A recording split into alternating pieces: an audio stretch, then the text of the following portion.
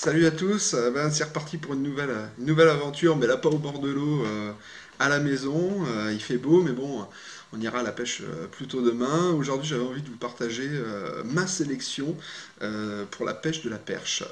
La perche, c'est un poisson qui est hyper passionnant. C'est un de mes poissons préférés. C'est aussi, il faut le dire, un des poissons les plus faciles entre guillemets à prendre parce qu'il y en a vraiment plus que des brochets et des black bass, des silures des cendres, des choses comme ça, dans les rivières, en majorité quand même en France. Et c'est vraiment un poisson qui est vraiment très excitant à pêcher parce qu'on peut le pêcher de la surface jusqu'au fond et à ras le fond. La dernière vidéo que vous avez vue sur la pêche, la perche en lac, on a fait que des pêches quasiment de surface, ou vraiment on peut appeler ça subsurface, juste sous la surface de l'eau. C'est vraiment éclaté avec des petits poppers, des choses comme ça. L'été, vous pouvez pratiquer des pêches comme ça. Et l'hiver, les pêcher carrément dans beaucoup de profondeur, en bateau, en flotte tube, ou même du bord, et vraiment accéder ou les pêcher très profond. Donc c'est vraiment un poisson super passionnant, et je voulais vous partager, moi, mon top 5, ce que je partirais, avec quoi je partirais au bord de l'eau si je devais faire une session perche, du bord, en bateau ou en flotte tube, hein, qu'importe, suivant en toute saison, on va dire. Il y a des leurres que je vous montrerai qui j'utiliserai jamais en hiver et d'autres que j'utiliserai en hiver comme en été. C'est un peu chaque saison a ses spécificités suivant surtout la tenue des poissons en fait. Donc en fait là je vous parlais de 5 poissons nageurs. On va pas parler de leur souple pour l'instant, les leurres souples je vous en parlerai dans une autre vidéo, mais là c'est les 5 poissons nageurs qui, à mon sens, il faut avoir au bord de l'eau pour avoir un maximum de chances d'attraper des perches. Le premier, bon, vous l'avez vu dans la dernière vidéo, c'est le petit Gomoku Popper, hein, petit Gomoku Pop. Donc ça, c'est le leurre typique à utiliser en été, printemps, été, début automne, quand les poissons sont encore pas trop loin de la surface, d'accord, que les températures sont encore bonnes et les températures sont assez agréables et les températures de l'eau aussi. Et là, je voulais vous montrer, alors là, cette année, il y a en 2017, il y a la version au-dessus en taille du Gomoku Popper qui arrive aussi chez Storm. On l'a utilisé avec des très très bons résultats sur les perches. Je ne vous l'avais pas montré dans la vidéo parce que je ne veux pas trop montrer de nouveautés, des choses comme ça dans les vidéos. Je préfère vous le montrer là. Euh, donc ça c'est vraiment de l'heure juste à animer en surface, ploc, ploc, ploc, à se faire des petites tirées pour pouvoir dégager la bulle qui se coince et les faire monter en surface. Ça pour moi c'est indispensable été, printemps et début d'automne. C'est le leurre que j'utiliserai jamais par contre en hiver s'il fait 2 degrés, d'accord. Les poissons ils ont froid et descendent. Si en surface, parce que la pêche ça reste la pêche, il n'y a pas de leurre miracle, mais ce que je vais vous présenter, c'est on va pêcher de la surface jusqu'au fond. Et ben juste pour passer en dessous, pour moi une des valeurs sûres, avec le petit Gomoku minot que vous avez vu dans l'autre vidéo, qui est très très bon sur la perche, la truite, et puis vous avez vu dans la vidéo de la perche en lac, c'est l'ultralight minot. Dans les deux tailles, moi c'est vraiment un leurre qui est pour moi passe-partout, qui est vraiment très très très redoutable. En plus dans cette colorie-là à You qui fait des flashs lumineux, c'est vraiment génial. Là, en petite taille, enfin là c'est la plus grosse taille de la gamme, mais on a une toute petite taille encore en dessous. Les deux sont excellents sur la perche et la truite, c'est vraiment très très très très bon leurre quoi. Et ça voilà, et en plus celui-là est cool, hein, une toute petite bavette, donc celui-là en fait va être à animer juste sous la surface de la pellicule d'eau, juste sous la surface de l'eau. Si je veux attaquer des plus grosses perches, j'ai le même modèle en profondeur de nage, c'est le Shadow Rap Shad, hein, c'est une nouveauté de cette année chez Rapala, d'accord, avec une toute petite bavette, pareil, des flashs lumineux, ça part dans tous les sens, ça s'anime très très bien, que ça soit lancé ramené ou vraiment à donner des animations pour que le leurre se décale dans tous les sens. Vraiment une arme redoutable, juste à utiliser sous la surface de l'eau, c'est les deux leurres que je recommande. Donc là avec cela, bien sûr, hein, la taille du leurre fait la taille de la proie, et la taille de la proie qui sont en train d'attaquer en fait dans la période où je pêche. Donc c'est vraiment important d'avoir des leurres de différentes tailles. Il y a des jours ça va plus être des tout petits leurres parce qu'ils sont les perches sont sur des toutes petites proies, alors que des fois il va falloir mettre des tailles un peu plus importantes parce que c'est les tailles qu'elles mangent. Voilà les deux leurres en petits, on va dire minots, en forme de poisson que moi je conseille.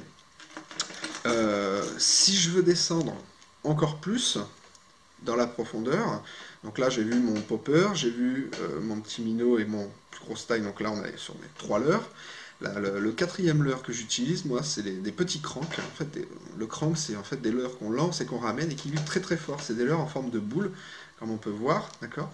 Et en fait, compte, ça, dès qu'on le lance et on le ramène, ça vibre très très fort et on entend bien la bille à l'intérieur qui clac, clac, clac, clac, clac. Pourquoi il plonge profond? Pourquoi? Parce qu'en fin de compte, bah, la bavette, elle est beaucoup plus longue que tout à l'heure par rapport à mon leurre, d'accord? La bavette est toute petite, donc celui-là nage sous la surface, mais celui-là va vraiment accéder à des postes plus profonds.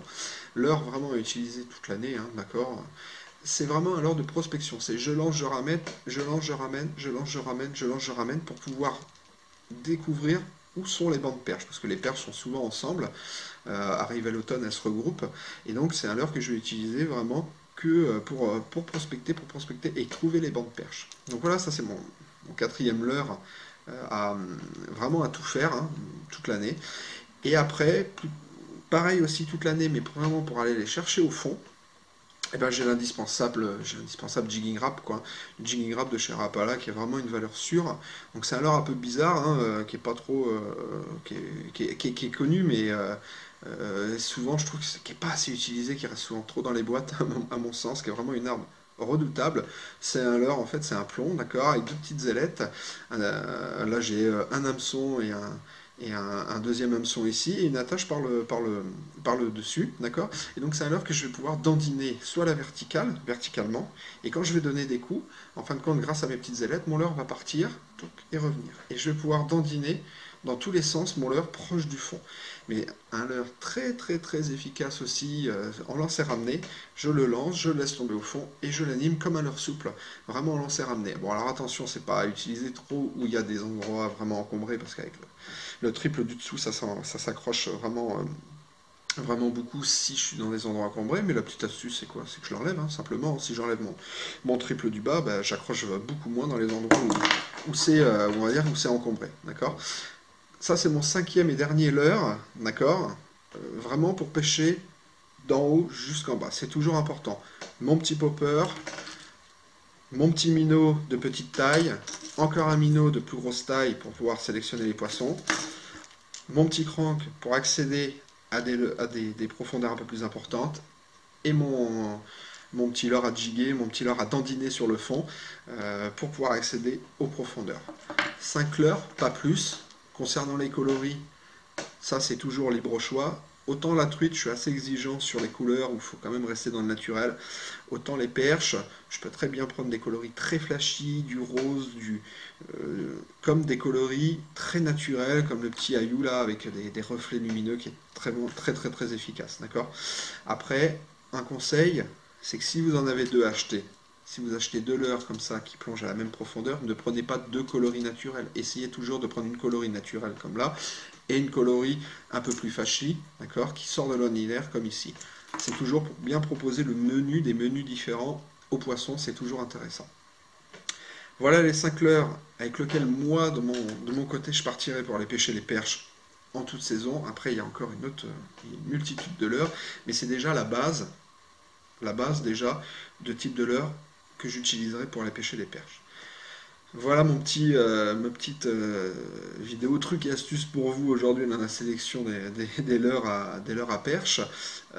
J'espère que ça vous aura aidé. N'hésitez pas, si vous avez des questions sur les leurres, des choses comme ça.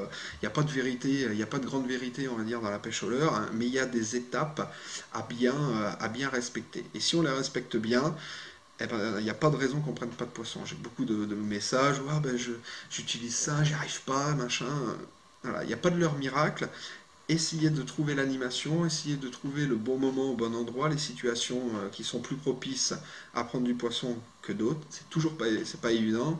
Mais si vous avez des questions, je suis toujours là pour y répondre, soit sur ma page Facebook Benjamin Cassas Fishing, soit sur le mur YouTube. Je suis toujours là pour répondre et pour répondre à vos questions. Vous êtes de plus en plus nombreux à regarder ma chaîne. Là, on est déjà à plus de 7000 abonnés. On a déjà on est pas loin des 1 200 000 vues. C'est vraiment génial. Je suis vraiment super content.